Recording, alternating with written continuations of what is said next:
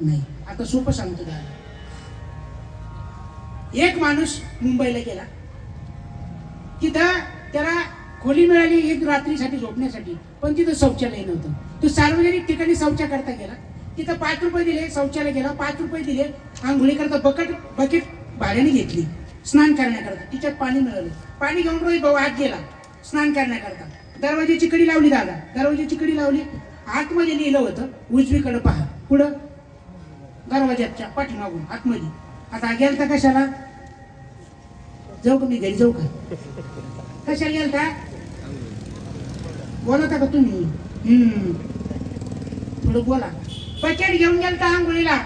तिथं लिहिलं होतं काय? उजवीकडे पहा. उजवीकडे पाहिलं. उजवीकडे काय पाहता? एकदा डावीकडे पहा. हा गेलता कशाला? आंघोळीला.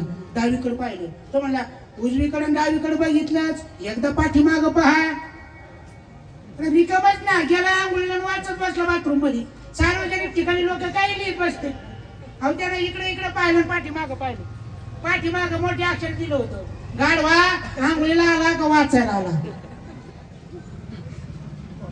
कुठं लिहिलं होतं दादा? पाठीमागं. याचा वेळ वायाला गेला का कामात आला? हा यानं स्वतः वाचलं, शिक्षण घेतलं आणि स्वतः गाढव ठरला. माझा दृष्टांत पहा. तो जी बकेट घेऊन गेला होता मामा, ती कशाची होती? आणि त्या पाणी घेऊन तो काय करणार होता? स्नान करणार होता. आता माझ्या पदरच्या याच्यात मिक्स करतो. तो आला, रोहित भाऊ पुढचं वाचलं, उजवीकडचं वाचलं, डावीकडचं, पाठीमागचं, चारू बाजूचं वाचलं. आणि वाचल्यावर तो आंघोळीला तो मग्गा अंगावर घ्यायला गेला, तर ते बकेट होतं गळकं. पुरुष मंडळी पाहिलं म्हणजे ते बकेट होतं गळकं. ते वाचायच्या नादात ते पाणी. आता परत नंबरला लागा, परत 5 रुपये भरा, लाईनीत या, मग आंघोळ करा. हा झाला का नाही फेरा? फेरा झाला. आता ऐका महाराज, या जीवाला त्या बकेटीला जसं एक दार आहे, ती प्लास्टिकची असू द्या, फायबरची असू द्या, स्टीलची असू द्या, पितळाची असू द्या, तिला एक द्वार येतं, सगळं पाणी गळून गेलं. आपल्या या बकेटीला, ही जिवंत बकेट आहे, हिला 9 द्वार आहे. किती आहे? इथून वर 7 आणि इथून खाली 2, म्हणजे 9. 2, 4, 6, 7. महाराज 9 द्वार आहे.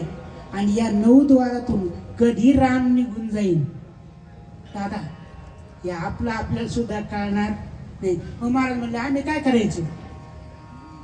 तुम्ही फक्त देवाचं नाम घ्यायचं. नाम संकीर्तन साधन पै सोपे.